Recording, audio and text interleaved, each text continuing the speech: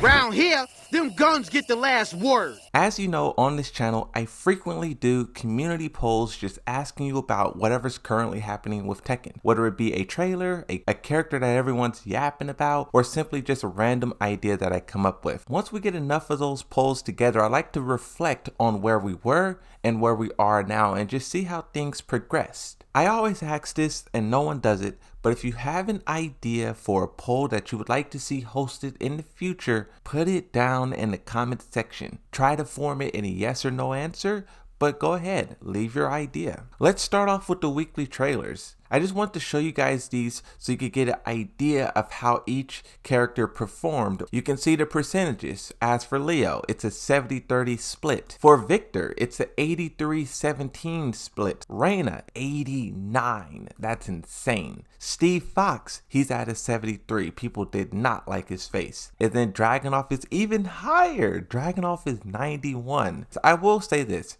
I never seen a character lower than 60% yes. Never. Really not even out of the 70s. So if there's one lower than 60, we got to talk about that. You know, we'll talk about the rest. Getting into some of the more juicier polls. Did your character make it into Tekken 8? Yes or no? Honestly, I think this is not that bad. You know, 24%, that is not that bad in my opinion. But you also got to keep in mind, the first like 19 characters that was announced was some of the most popular characters in the game. Here's another one that I just want to do personally. The reason why I picked Kazuya is because I'm so interested in his progression. This is a character who's largely been operating in the shadows. I feel like I know so much, but also so little. And I want to see how this guy uses all that lore, all that built up information that we know, and I want to see that displayed and portrayed through Tekken 8. Now, what we've seen so far, I think, is absolutely incredible,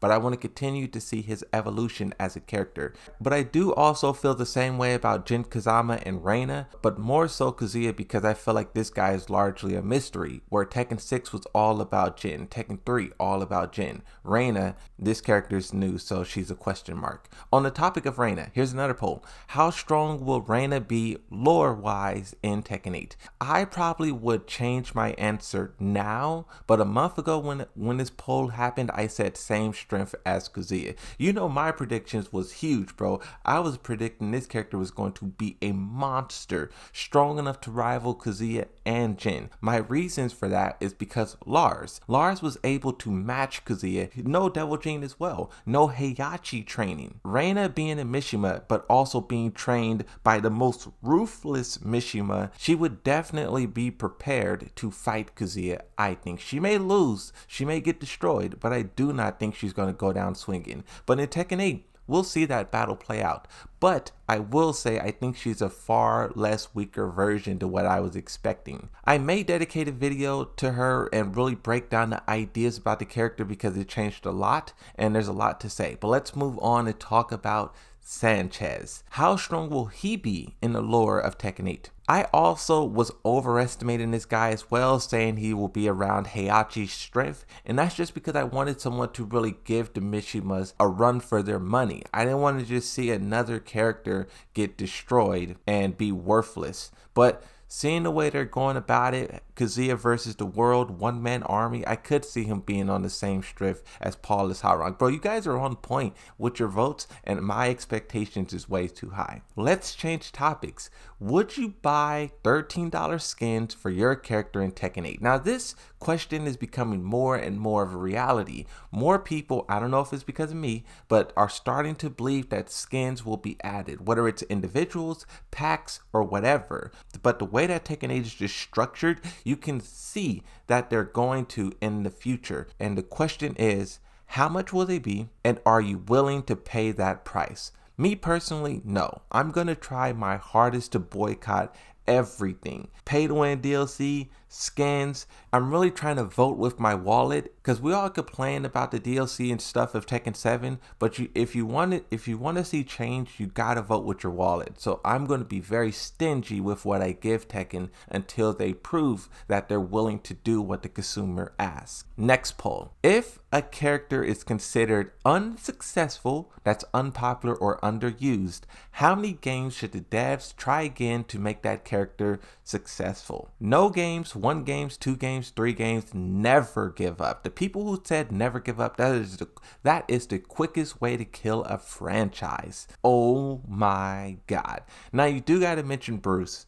Replaced 3 times. He's been given multiple opportunities, but people still want him to show up. The 14% of people who voted, they're all Bruce mains. But the one game I understand, but the reason why I said 2 games is because, well, I guess it's kind of up for your own interpretation. Like, I think Shahid was kind of a bad character in Tekken 7. Not even bad, he was just underdeveloped. So I think they should give him one more opportunity to be something special. I would also say a character like Zafina. Tekken 6, she was kind of Tag 2, she was kind of and I feel like if this one doesn't pan out, that character should also go away and the Azazel Devil Gene should be concluded. I feel like if a character isn't successful, they should not just keep lingering around. But also, you got to talk about DLC. If people are willing to pay, they are willing to sell. Next poll. This is going way back.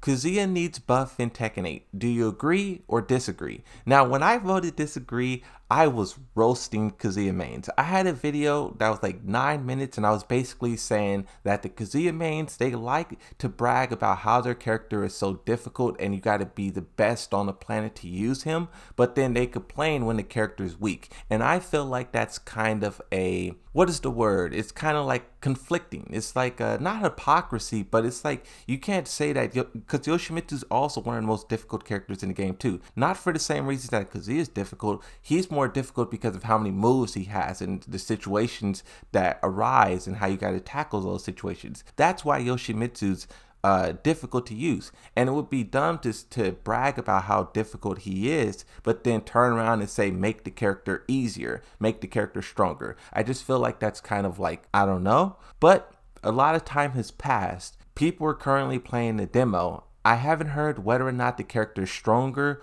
or weaker since the beta, but in conclusion about Kazuya, I think this character will be strong regardless. Name one Tekken game where he's been trash. He's the main villain of Tekken 8. Harada already said when you're on the character select screen, it defaults to him. So this character is going to be powerful for many reasons. And worrying about his power is unnecessary. Going back to Reina.